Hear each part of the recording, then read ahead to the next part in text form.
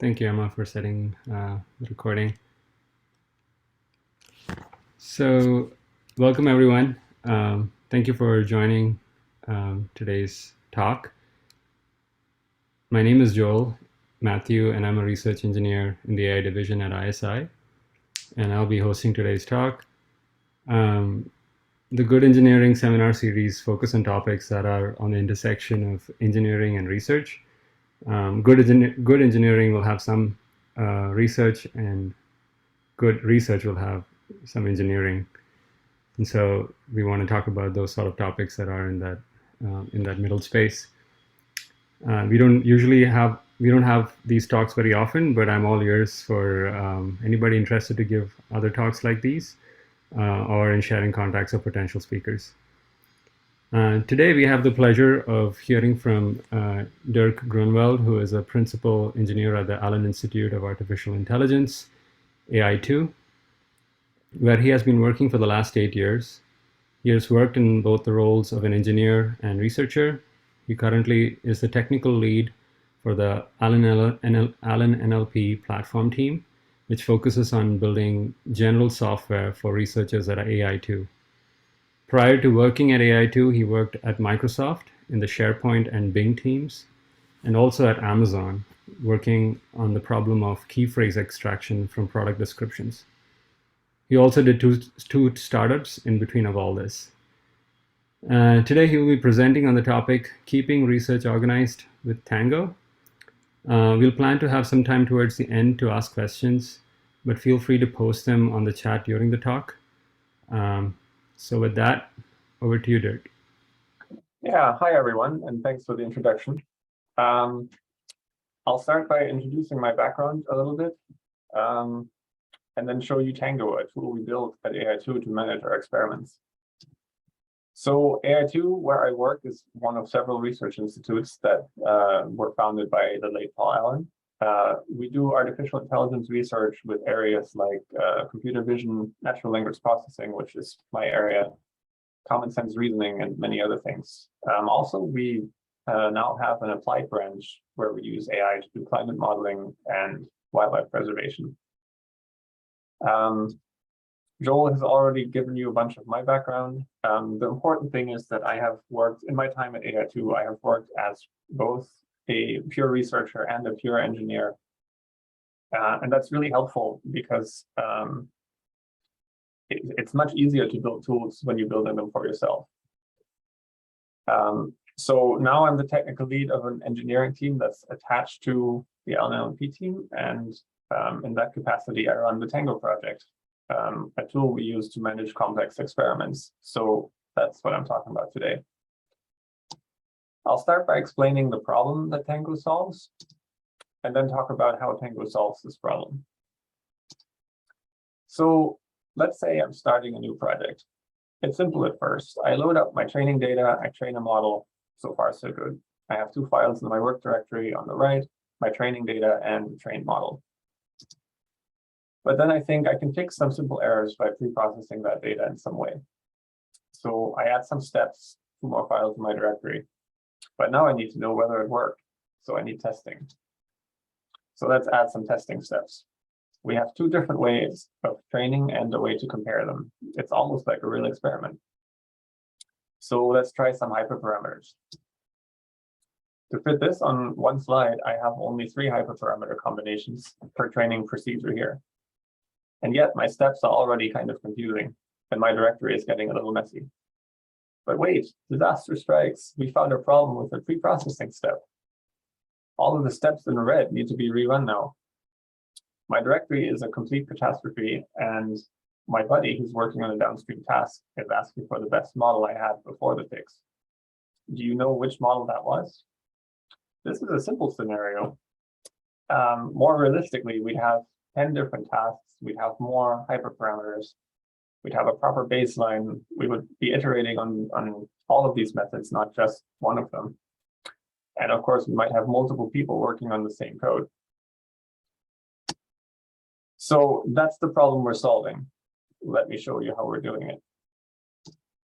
The solution is, of course, Tango. That's what I'm here to talk about. And as an aside, the Cutie on the left is Tango, the otter, our mascot. If you like, I can send you a shirt with him on it. So how did we get into this mess? I think the core of the problem is that these steps all take a long time.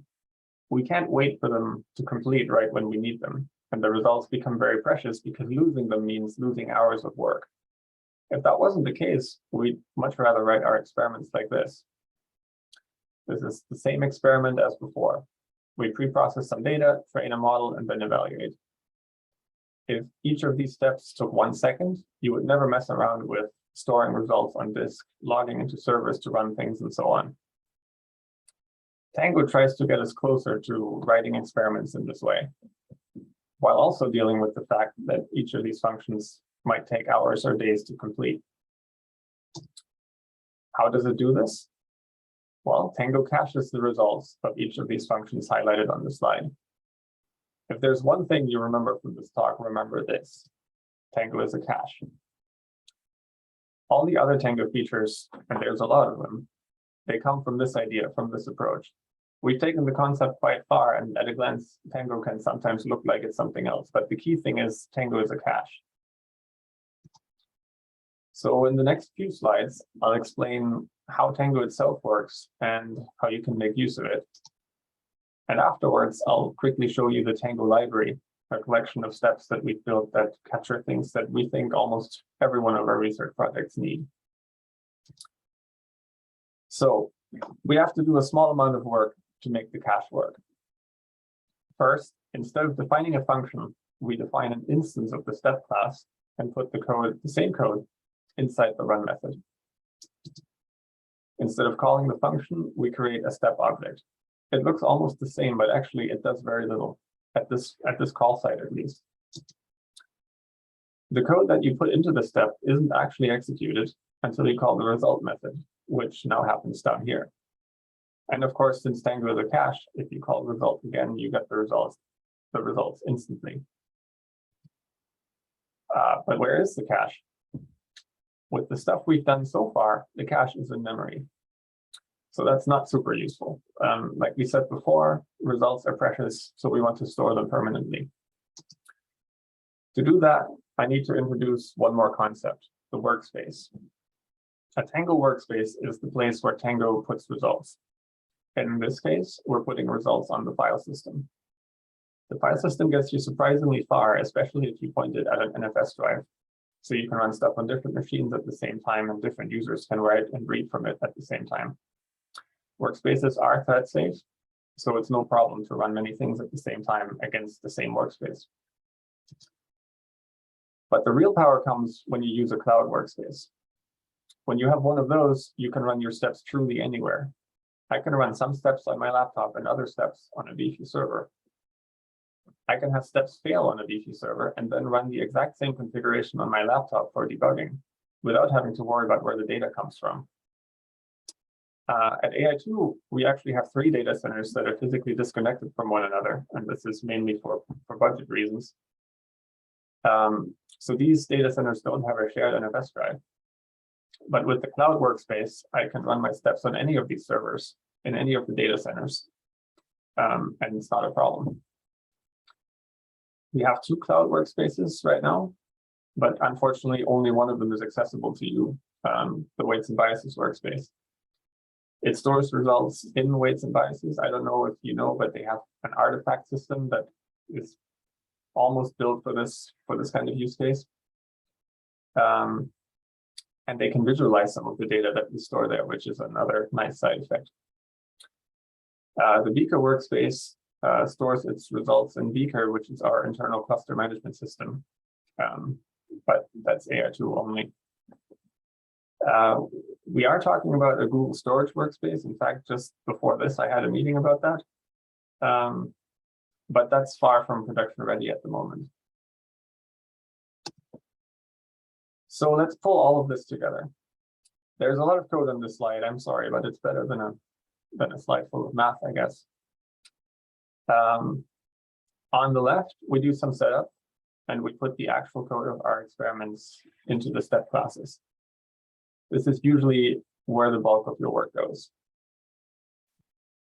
On the right, we stitch it together into an experiment. Let's do one more thing before we call it good.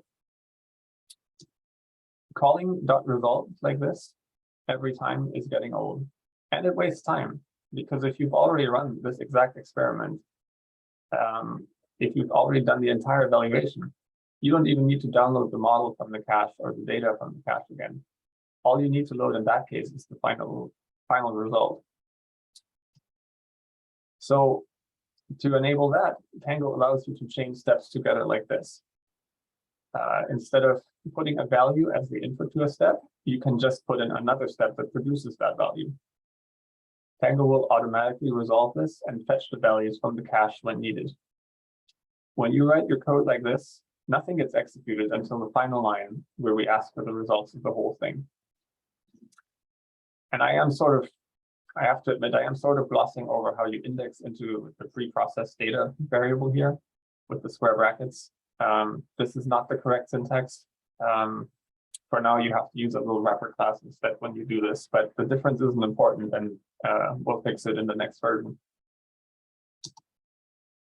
So let's zoom back out. Why are we doing all this? Why are we writing our experiments in this form? I think there are three advantages that we have unlocked so far: caching, parallelism, and safety. We already talked about caching in the beginning. When you have your code like this, you don't need to keep your results in a spreadsheet anymore.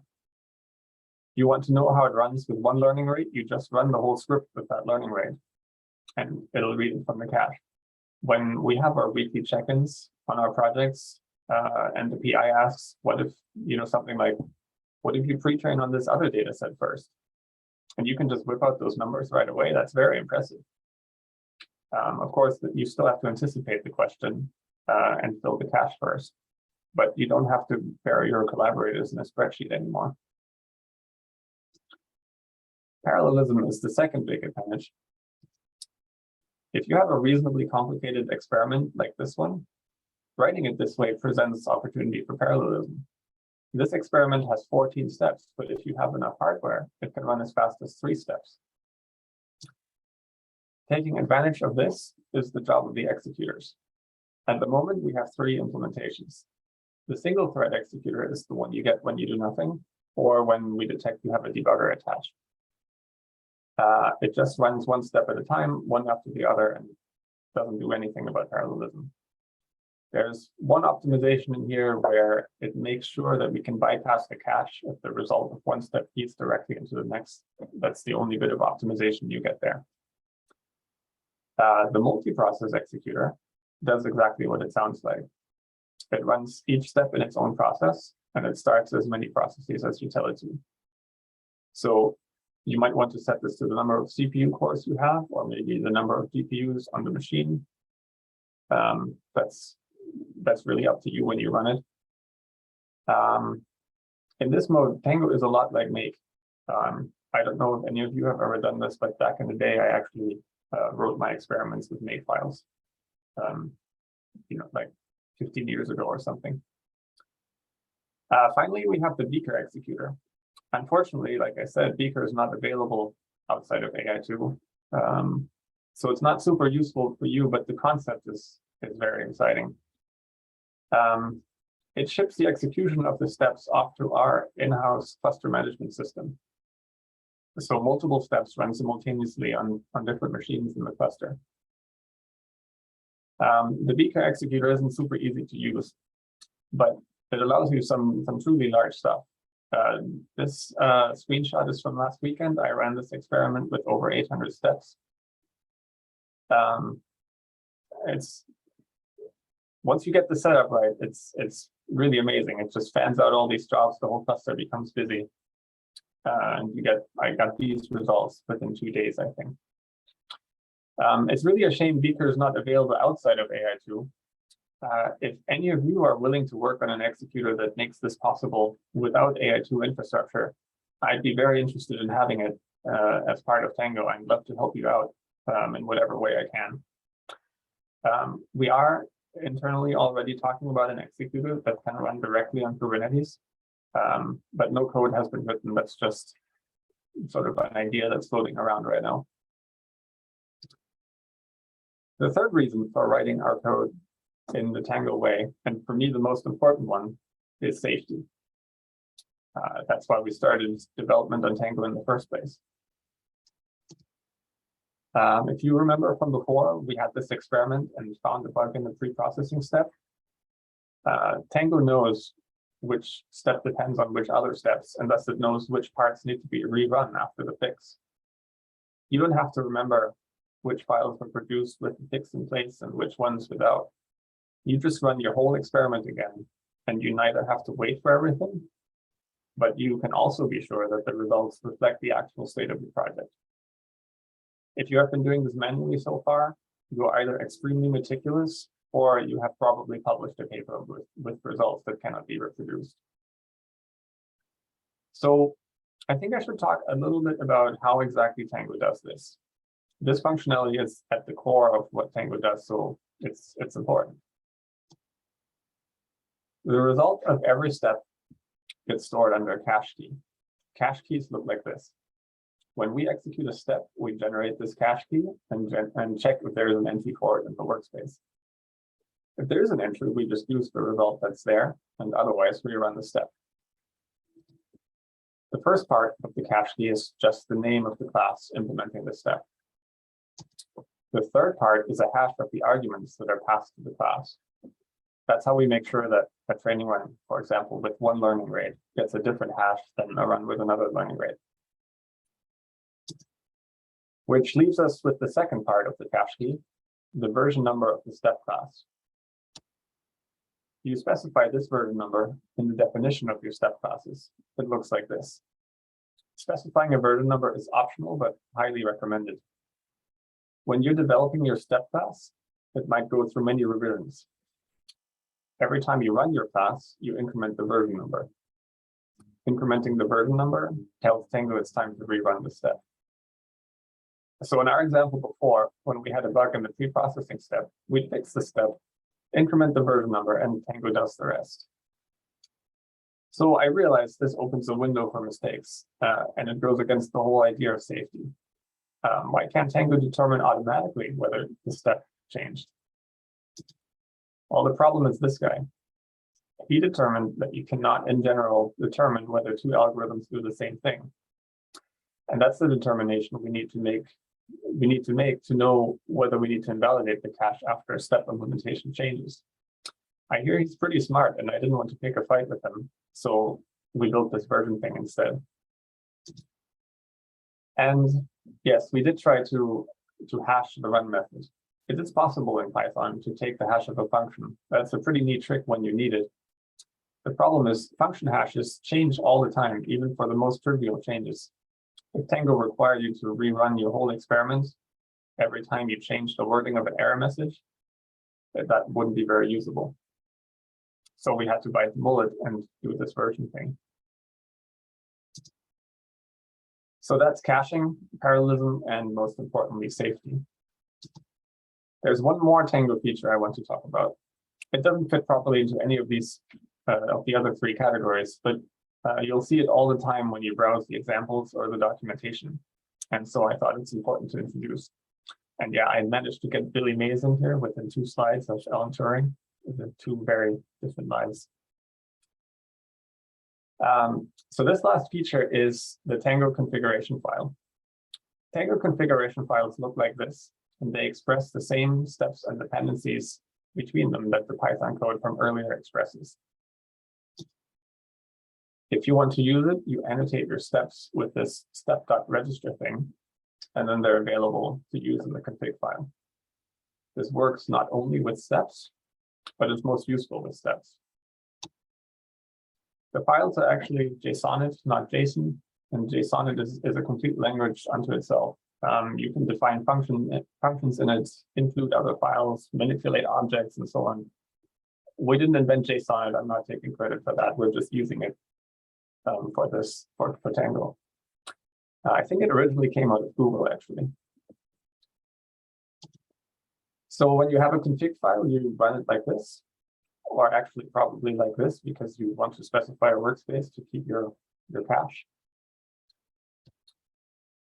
A lot goes into making configuration files work, so why did we bother with it? For starters, users like them as a concise summary of an experiment. When they want to quickly see what they ran that one time, or the other time when their PI asked them about something, they like to look at a configuration file rather than code. And I say they here because this is from actual user feedback. I personally prefer to keep everything in code, but not everyone thinks like me, and that's okay. The second reason is our old project, LNLP, had the same style of configuration files. Porting the configuration file format from LNLP gives existing LNLP users a familiar way to get started with Tango. If you've ever used LNLP, you know that it always performs 3 steps. It loads data, it trains the model, and it evaluates the model. And in a way, Tango is a generalization of this. There are some other parts of Tango that carry the LNLP legacy forward, which brings me to the second part of our offering, the Tango library. The Tango library is a collection of steps and actually a lot of other components that aren't steps that have proven across multiple projects at AI2. I won't go into much detail for each of them, but I want you to know roughly what's there so you know what to look for. The biggest ones are the 3 trainers. The first one is derived from the LNLP trainer and uses native PyTorch concepts and tools like data loaders and so on. This is our main trainer, and we recommend anyone who uses PyTorch use this one. We also have a wrapper around PyTorch Lightning, plus various other PyTorch Lightning tools. If you're a big Lightning fan, you can use this one. The third one and the latest one is similar to the PyTorch trainer, but it's written in JAX. There's a lot more interest in JAX. We're spinning up more and more projects in that instead of PyTorch. We're seeing better performance and the ability to run on TPU, so we're pretty excited. And so we're building up the tooling in Tango to support it properly. All of these 3 trainers have plugin systems, so we can integrate with other tools like DeepSpeed, FairScale, weights and biases, components from the Transformers library. And speaking of Hugging Face, we have steps that load and remix datasets, both in the Hugging Face format and in PyTorch native format. These remix steps are super convenient when you want to train on only a fraction of your data or combine datasets, relabel splits, and so on, without writing a lot of code. Data augmentation does not ship with Tango itself, but there's a separate project that provides Tango steps that can turn a little bit of text into a lot more text, given some rules. I'm pretty excited about that one, actually. Another thing that doesn't ship with Tango itself, but is available as a separate project, is Catwalk. And Catwalk has been my own focus for the last few months. It's a library of Tango steps and some other components to evaluate language models on a variety of tasks. It's a lot like the Eleuthер evaluation framework, if you've ever used that, but it supports a lot more models, more tasks, more styles of models too, not just autoregressive ones. It supports fine-tuning and brand new added this week, parameter efficient fine-tuning like IA3. And of course, all that functionality is exposed as Tango steps that you could add to your own workflows. If you're doing research across a large number of models or a large number of NLP tasks, maybe talk to me about Catwalk afterwards. So at this point, I'll leave you with the traditional get in touch slide. We have some very good documentation for Tango, including a getting started guide with annotated examples. We use GitHub extensively, issues and pull requests mostly. I really want GitHub discussions to work, but GitHub discussions are just sort of dead. So we use Slack, and I put a little Slack invite link here. I'd be happy to add you to our Tango Slack channel. I have 2 more demos, just to show you how it runs in practice. But if you have questions now, I'd be happy to answer them. And by the way, I know that I glossed over some of the more nuanced aspects of the Tango system. So if things are unclear, there's a good chance I didn't mention that part, and I'd be happy to do it now.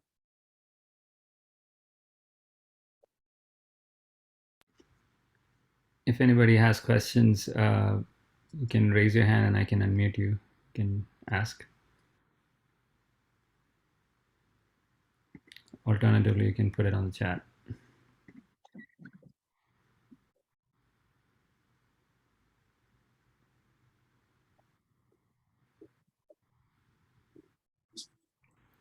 So I had a quick question about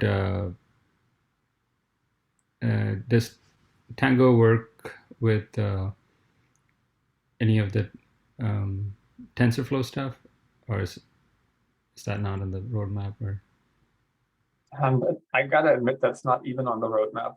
okay. So of course you can write a step that does anything. As long as you wrap it in a step class, you put it into your run method, and it can you can put whatever you like in there. And that's on purpose, because like LNLP, our old project, was very opinionated about how to do things, and we didn't want to be that opinionated again. With Tango is not that prescriptive. We wouldn't. I don't think we will build a TensorFlow trainer like we have for Torch or Flax, just because internally at AI2 people don't use a lot of TensorFlow. Yeah. And so it doesn't make a lot of sense to do that. If you have one and you want to integrate it into Tango, like if you make us a pull request, I'd love to work with you on that. Okay, thanks. I see in the chat, are there plans for a Slurm executor? We actually just moved away from Slurm. So there are no such plans. I feel like a cluster executor is pretty difficult, because you have to figure out a way of packaging up your step and shipping it off to another computer. But a Slurm executor is relatively easy, because Slurm does a lot of these things for you. So if I wanted to write a Slurm executor, I would start with the multiprocess one right now, and it might be good enough to just put the Slurm command in front of the command line that the multi-core executor uses. There might not be a lot to do to get it to work with Slurm. A visualization component. Oh, I would love to do one. There is the only one we have is print. So you can actually, that's not true. There's 2. There's one that just prints whatever you give it, and there's another that makes a table out of inputs that come in a certain format. But no proper making of graphs or anything. You can always write a step that takes your input, that takes the metrics or whatever you have produced, and runs matplotlib or something to create a PNG. That's how I would do it right now. We've talked a lot about formalizing that a little bit. It's just the demands on visualization are so different. Everybody wants something special, but it's very difficult to come up with one step that allows all of these things. And most of the people that use this know how to code anyways, so there's not a lot of use in coming up with a different syntax that just maps back to matplotlib that everybody who uses this would have used anyways.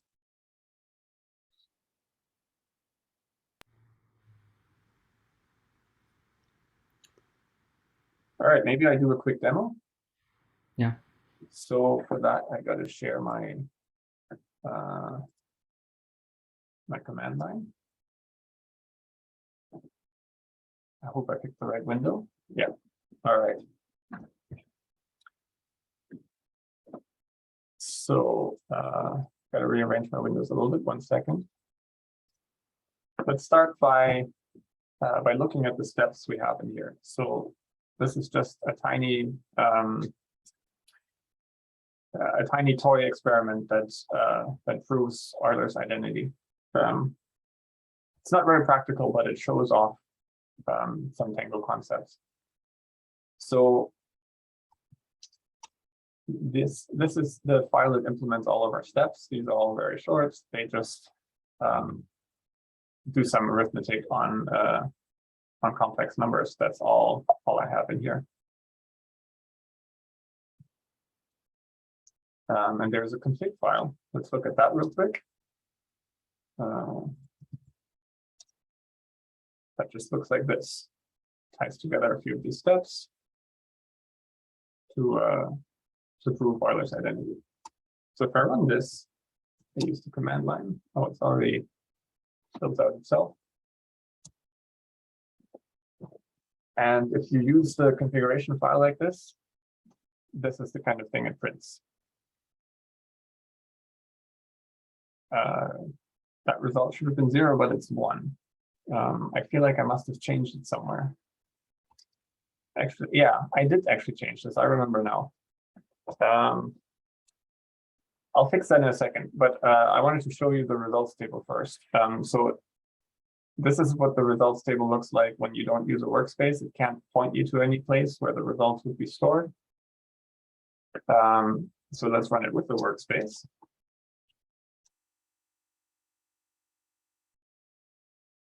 Now it shows you the output like this, and it gives you paths, or if you have a remote workspace URLs, to where your results live.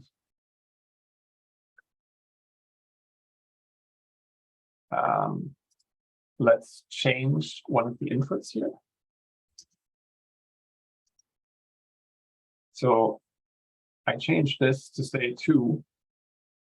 In Euler's identity, it needs to say 1. So I'll fix this. And we'll run it again. And we should see that this time, it does not run all the steps. If you see up here, I hope you can see my mouse cursor. Up here, it started all 4 steps. This time, it should run only 2 of them. Yeah, and it ran only 2. The other 2 were cached. It ran +1 and it ran print. And I know that this is not 0, but it's close enough to 0 with floating point math.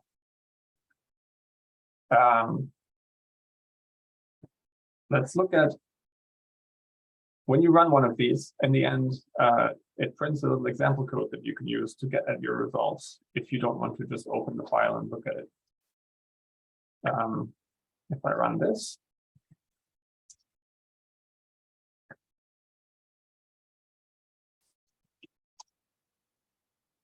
so we want to get the step result for the step called, what was the last one? The last one is +1. And that is our result. Usually it wouldn't just be one complex number, but something bigger. One thing I should maybe talk about real quick is what is this sharply thing? When you use the configuration files, every execution becomes what's called a Tango run, and the Tango run has a name, and these names are names adjective animal. So sharp flea in this case. You can of course override this name, but by default it has to pick something, and so it picks these.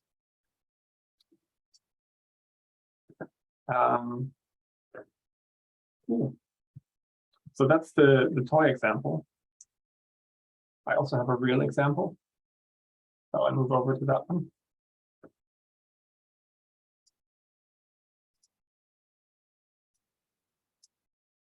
So let's go to the fine-tune example. This fine-tunes, this is a real thing. It fine-tunes T5 on an NLI task. For the purposes of this, I have restricted it to, I think, 10 instances only, so it won't, otherwise would be here all day. Let's look at the config in this case. It's a lot more complicated because this is setting up the trainer for multi-GPU training, which we won't use in this case, but the way to do it is all in here. The important steps are at the bottom. We're reading some data.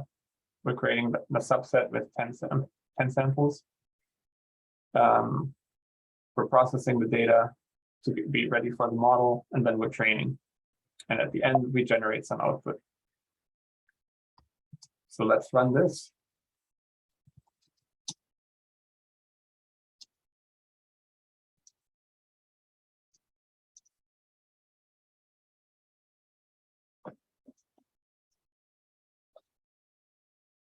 This one is a little more complicated, so it takes a little longer to run. But it should finish in less than a minute.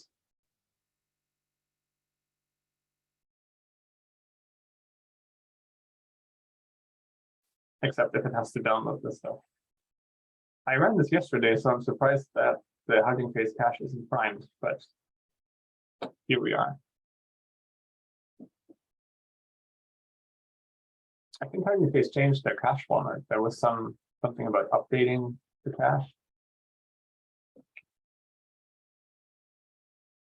Anyways, I'd be happy to answer more questions while we wait for this to finish.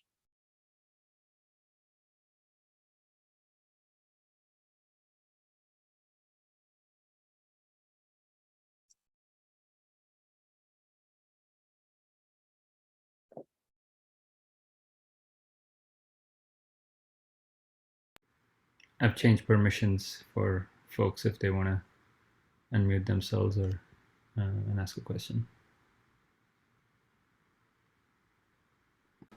So this example actually uses a mix of custom steps and built-in Tango steps. You know, the trainer is a built-in step. The pre-processing step is custom to this experiment. And actually, this example was written before we had the remix step. So the subset step is also custom in this case. I have a question. So you did mention that Tango internally uses hashes on the functions to like preserve or like maintain caches, right? So does this respect like seed values? Because I don't think the hash of a Python function changes based on the seed of the random generator. Right? So we don't use the hash of the function. That is an approach we tried and it didn't work because the hash changes too often. Got it. It is true that we sort of require that, at least within reasonable limits, a steps run method always has to produce the same result, given the same parameters, or I guess arguments we should call them. There's nothing to enforce that. I don't really have a way in Python to enforce that behavior. What I often do, and what, for example, the trainer does, is if you need randomness, you pass in a random seed into the step so that you always get the same randomness. But yeah, like a steps run method has to be a pure function in functional programming lingo. Got it. Thanks. I guess I have a follow-up question from that is, most of the time when I have to train a model, especially on a GPU, that is just inherently a non-deterministic process. So is that just one of the exceptions to it? So Tango, above all, needs to be a practical system. And this is actually something we had debates about. If you train the exact same model with the exact same parameters on a CPU versus on a GPU, you might get slightly different results. But like I said, we have to be practical. So this is why I say within reason, it has to produce mostly the same results. You know, I want to enable that whole scenario where I can do a big training job on a GPU server somewhere else, but then do the downstream processing of the results on my laptop. And my laptop doesn't have a GPU, so you know, I wish GPUs were 100% deterministic, but they're not, and I don't get to choose the hardware we run on. Okay, understood. Thanks. So meanwhile, listing has finished. Let's look at some results. So in this case, it trains that model, and then it runs a few, it generates a little bit of text.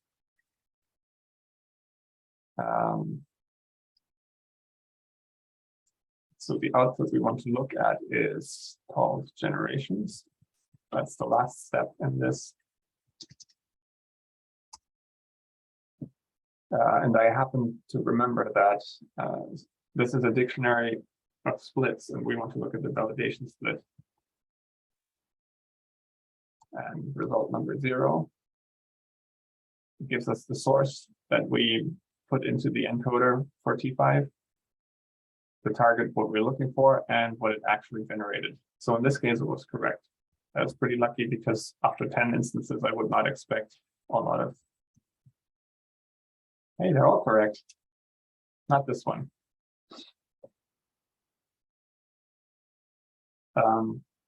But yeah, so you could now, this dictionary is big, so you could now go and, well, okay, this is not big because I ran it on only 10 instances, but you would download it like this, and then you can do downstream analysis right here in the Python CLI, or you can export that file to a text file if that's how you like to do your analyses.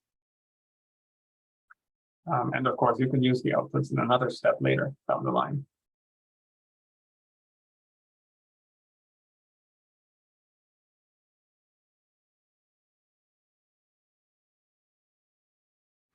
That's pretty cool.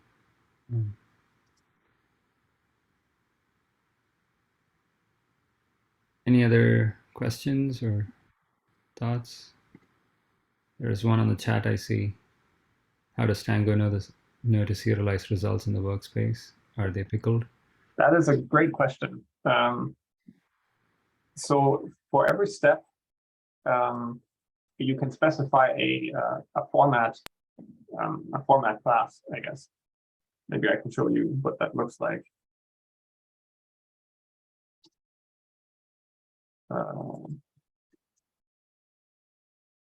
So you can do this. If you don't do it, it will use dill, which is a better version of pickle. But for some things, you need to specify, or at least you would want to specify a format because the serialization of it will just be better. Like a model, a torch model, you probably want to serialize with torch methods and not with dill, even though it does work with dill. There are some special classes, some special formats we have for data sets. They are neat because they don't require you to read the entire data set in at once. And the same is true for iterators. If you have a run method that produces an iterator, then we can serialize the iterator without having to have all the data in memory at once. And the same is true when you read it back in on the other side. There's a little bit of Python trickery to make that happen. There are some other things you can see here. You can specify that steps are not cacheable. Sometimes you have a little step that just needs to do something that is almost instant and it's not worth caching that. So you can say cacheable equals no, and then it will just execute that step every time that result is needed.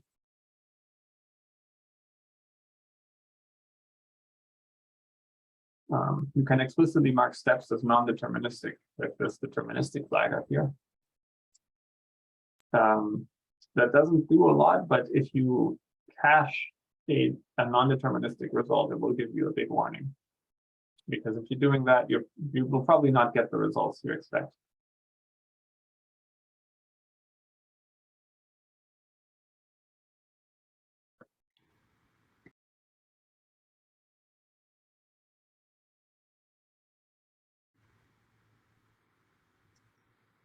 Any other thoughts or questions for Dirk?